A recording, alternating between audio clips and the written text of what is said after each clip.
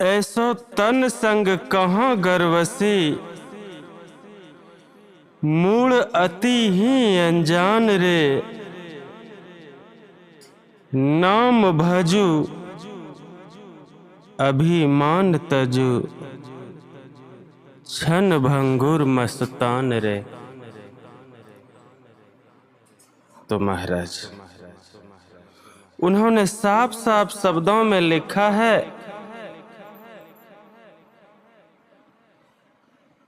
कि इस तन का गर्व नहीं कीजिए, क्योंकि बहुत बड़े बड़े शरीर वाले, बहुत बड़े बड़े बलवान वीर पुरुष इस धरती पर आए और चले गए। इसीलिए गुरु महाराज कह रहे हैं, संत जन कह रहे हैं कि इस तन के साथ गर्व नहीं कीजिए। विधाता ने आपको दया करके यह मनुष्य का शरीर दिया है, तो इसका गर्व नहीं कीजिए, इसका घमंड नहीं कीजिए, अहंकार नहीं कीजिए, क्योंकि यह केवल और केवल इस शरीर का विनाश करेगा। विचार कीजिए कि सहस्त्र बाहु जो कि इतना बलवान था जिसका कोई जवाब नहीं, स्वयं रावण इतना बड़ा बलशाली था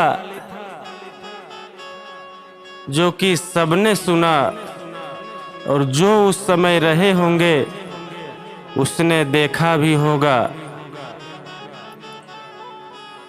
कंस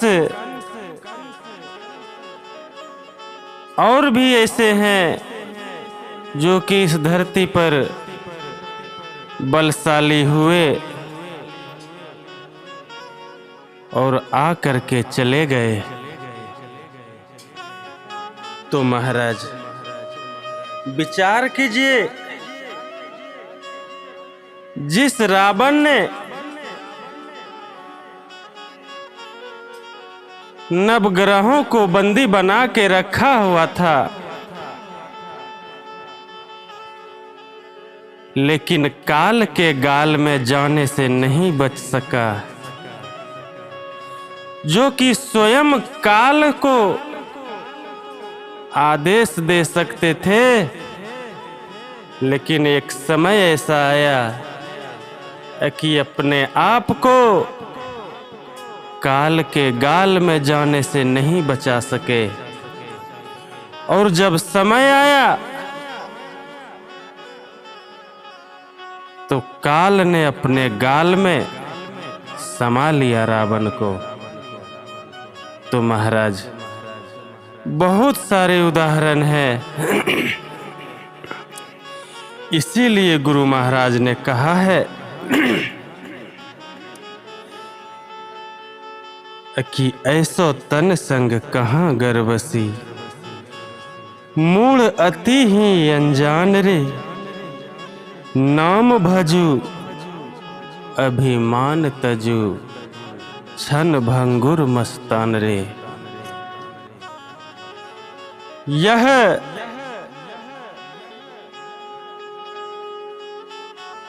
शरीर पाकर के अपने बल के घमंड में, धन के अहंकार में बदमस्त हो जाता है, अभिमान हो जाता है।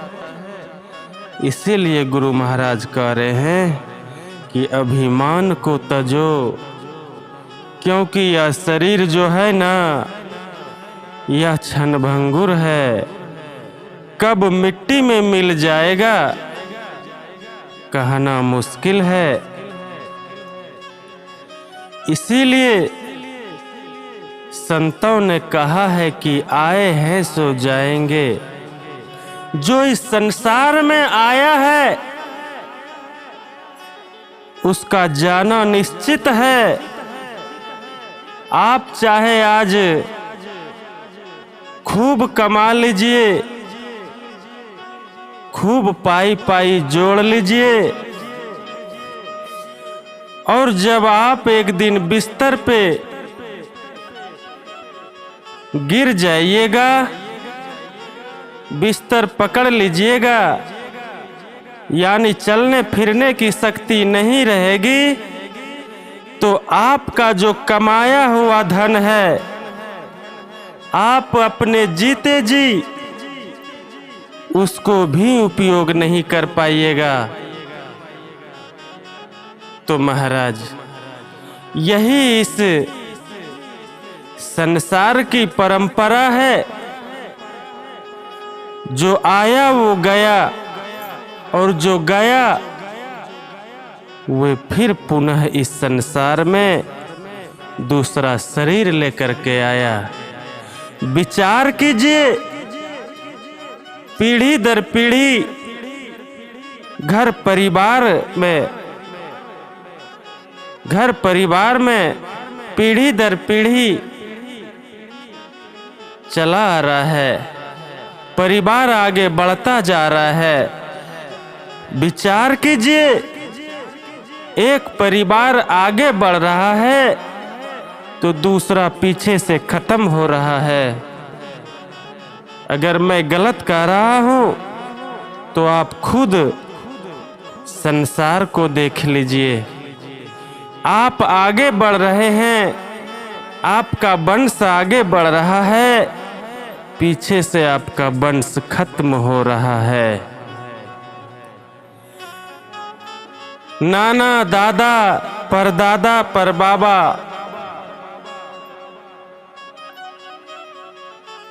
इनमें शायद बचे हो,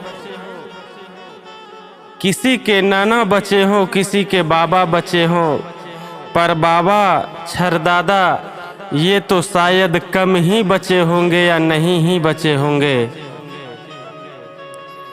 क्योंकि संसार का यही रीति है कि एक तरफ से संसार आगे बढ़ रहा है, दूसरे तरफ से वो समाप्त भी हो रहा है।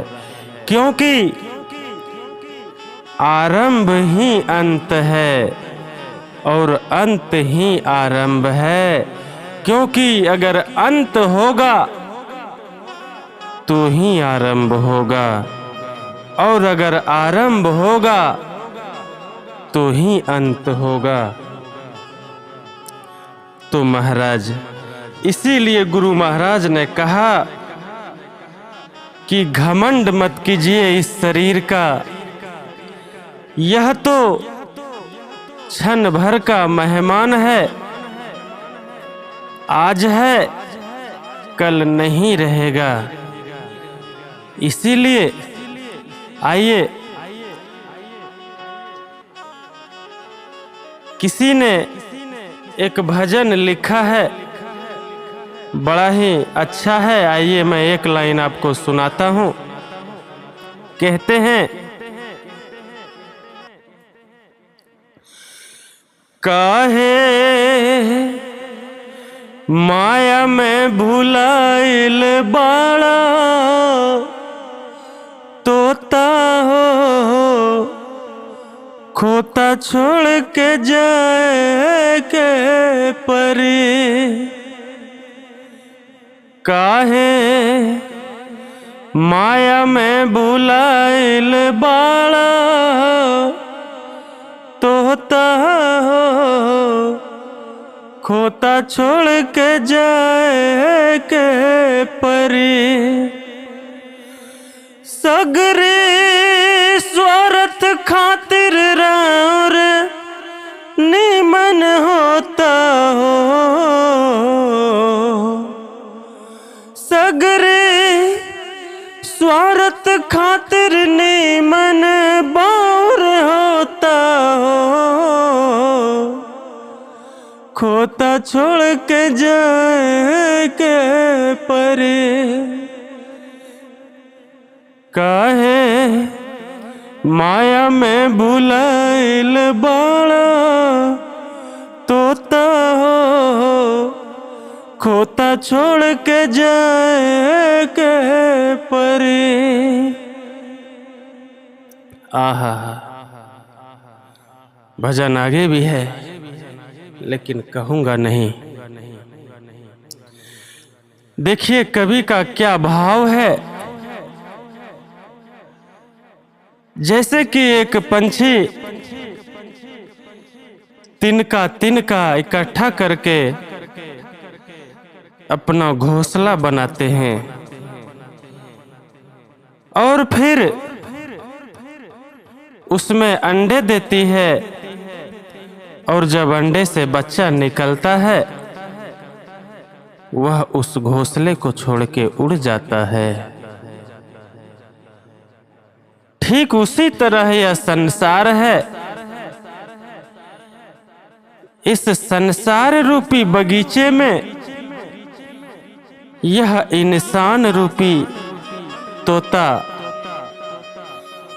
इस संसार में घोंसला बनाता है, इस मकान के रूप में।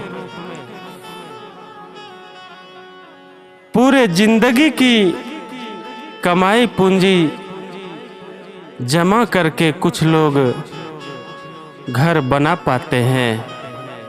कुछ लोग तो ऐसा भी है कि बड़ा ही मेहनत से घर बना पाते हैं और उसका सुख नहीं भोग पाते, इस संसार से चले जाते हैं। कुछ लोग घर बना ही नहीं पाते हैं, गरीबी के कारण जो भी जैसा भी है उसी में समय व्यतीत कर लेते हैं। इसीलिए कवि का भाव है कि काहे माया में भुलाइल बाड़ तोता हो, खोता छोड़ के जाए के परे। एक दिन इस समस्त संसार सागर से पार हो जाना है और इस संसार सागर से पार हो करके चला जाना है। विचार कीजिए कि जाना कहाँ है। अगर आपने कर्म को नहीं सुधारा, संसार सागर में आकर के इस सागर से पार होने का अगर युक्ति नहीं खोजा, तो पुनः फिर इसी संसार में लौट करके आना होगा। और यह बात अपने मन से त्याग दीजिए कि आपको पुनः मनुष्य का ही शरीर मिलेगा। जैसा कर्म कीजिएगा वैसा शरीर मिलेगा। इसीलिए कहते हैं कि कर्म अच्छा होना चाहिए। कर्म अच्छा होगा तो अच्छा शरीर मिलेगा, और कर्म खराब होगा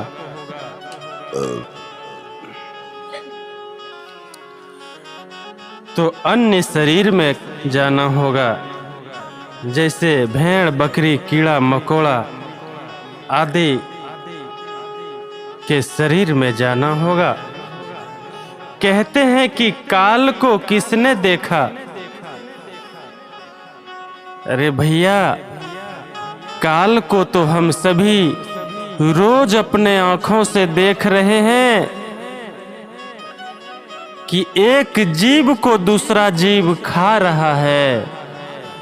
कुछ जीव ऐसा है कि जिंदा मार करके खा रहा है, कुछ जीव ऐसा है कि दूसरे का मारा हुआ खा रहा है, कुछ जीव ऐसा है कि मरे हुए मुर्दे को बाजार से खरीद के ला रहा है और तेल मसाले में भून के खा रहा है। लेकिन सभी जीव एक दूसरे जीव के लिए काल है। विचार कीजिए, किसी एक व्यक्ति को चार बदमाश मिल करके पकड़ लिया हो और उसके गर्दन पे तलवार रख दिया हो और वह उससे कहता हो कि अपना अंतिम इच्छा बता दे, क्योंकि अभी क्षण भर में तेरी मृत्यु हो जाएगी। विचार कीजिए उस व्यक्ति को कैसा लगता होगा। विचार करने की बात है।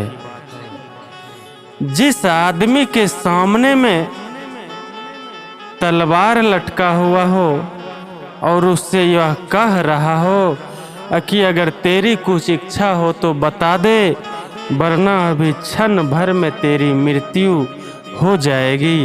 विचार कीजिए उसको अपने सामने में काल को देख करके कैसा लगता होगा। विचार कीजिए कि एक माँ और बाप के लिए उसका औलाद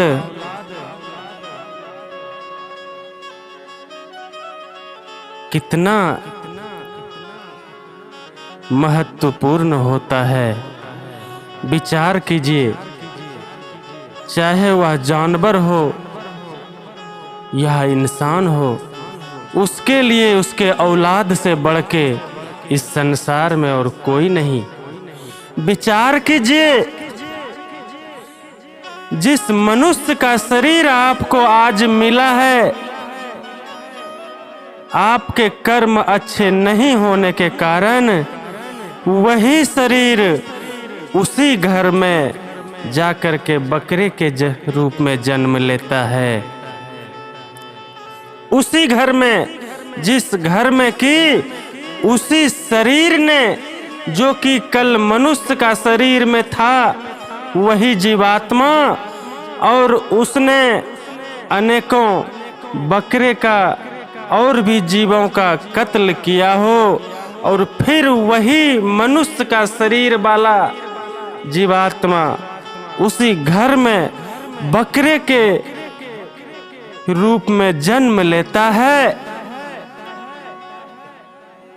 और ठीक उसको भी उस घर के जो लोग हैं उसको पकड़ करके बलि देने के लिए तैयार होते हैं। तो विचार कीजिए उसको कैसा लग रहा होगा, उसके मन में क्या चल रहा होगा, क्योंकि जीवात्मा तो वही है, केवल शरीर बदला है। तो विचार कीजिए उसको जन्म देने वाली जो माता रही होगी बकरी, उसको कितना कष्ट हुआ होगा कि उसके सामने में ही उसके बच्चे को खींच करके बलि दिया जाता है, काट दिया जाता है, हत्या किया जाता है। तो बताइए उसके लिए उसका काल कौन था? उसके लिए तो, उस बकरे के लिए तो उसका काल वही था ना, जिसने कि उसको पकड़ करके और उसके गर्दन पे तलवार चलाया। तो महाराज विचार करने की बात है। केवल और केवल शरीर बदलता है। विचार कीजिए कि जब एक सर्प ने एक मेढक को पकड़ता है तो कितने आराम आराम से उसको खाता है, और जब आराम आराम से वो खाता है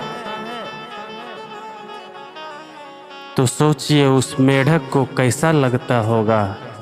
तिल तिल मरने में, क्षण क्षण मृत्यु के तरफ अपने आप को जाता हुआ देखकर स्वयं अपने आंख से वह अपने काल रूपी सर्प को देख रहा है, और पल पल क्षण क्षण उसके मुख में अपने आप को समाता हुआ देख रहा है। विचार कीजिए, मैं आगे कुछ नहीं कहूँगा, मैं सिर्फ इतना ही कहूँगा कि विचार कीजिए जिस तरह से आज एक सर्प के मुख में वह मेढक समा रहा है। जिस तरह से आज एक इंसान रूपी शरीरधारी एक बकरे को काट करके बलि चढ़ा दे रहा है, ठीक उसी प्रकार इस मनुष्य रूपी शरीर को भी निगलने के लिए काल खड़ा है। अपने 10 अंगुलियों से वह काल इस शरीर रूपी मनुष्य को निगलने के लिए तैनात खड़ा है कि कब तुम्हारा समय पूरा हो और मैं तुम्हें दबोच करके अपने काल फांस में जकड़ लूं और घिसट के ले जा करके तुम्हें सजा दूं। तो महाराज, इसीलिए गुरु महाराज ने कहा है कि आए हैं सो जाएंगे, राजा रंक फकीर एक सिंहासन चढ़ चले, दूजे बंधे जात जंजीर। एक वो है जिसके लिए परमपिता परमात्मा का विमान आता है, देवता के गण आते हैं और आदर सहित विमान पर बैठा करके लेके जा रहे हैं। विचार कीजिए उसका कैसा कर्म रहा होगा। और दूसरी तरफ एक वैसा जीव है जिसको कि जंजीर में जकड़ करके हाथ पैर बांध करके घिसट के लेकर के जा रहा है।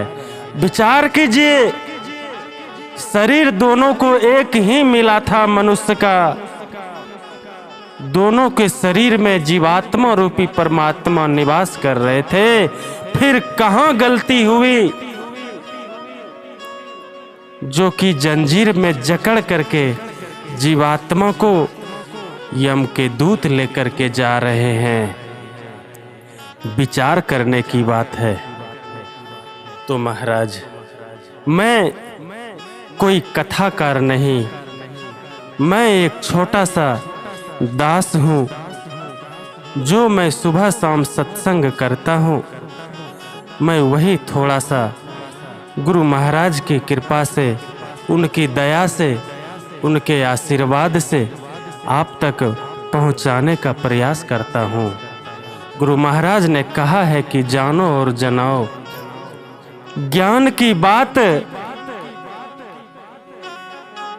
जितना ही ज्यादा दूर तक फैले उतना ही ज्यादा अच्छा है।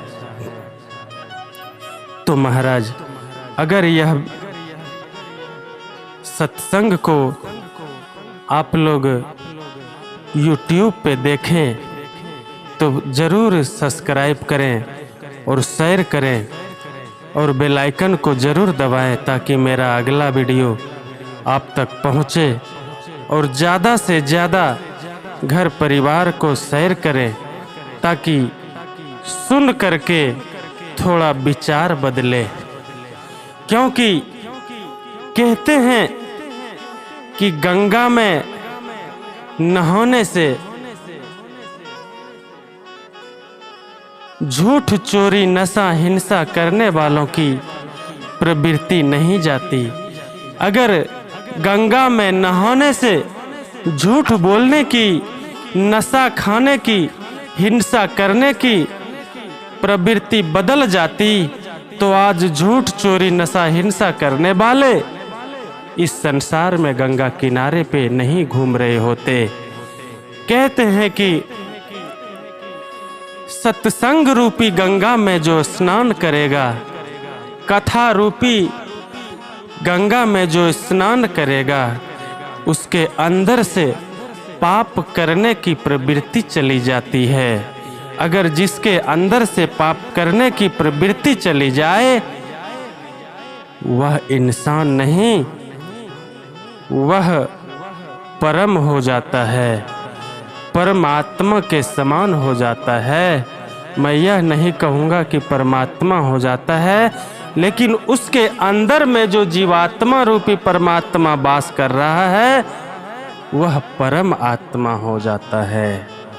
तो महाराज, ज़्यादा से ज़्यादा इस कथा को शेयर करें, लाइक करें और सब्सक्राइब ज़रूर करें। यूट्यूब पे देख रहे हो तो सब्सक्राइब करें और इंस्टाग्राम फेसबुक पे देखें तो प्लीज़ फॉलो करें और ज़्यादा से ज़्यादा शेयर करें, लाइक करें। इस एक भक्त को आप लोग, इस दास को सपोर्ट कीजिए। श्री सद्गुरु महाराज की जय।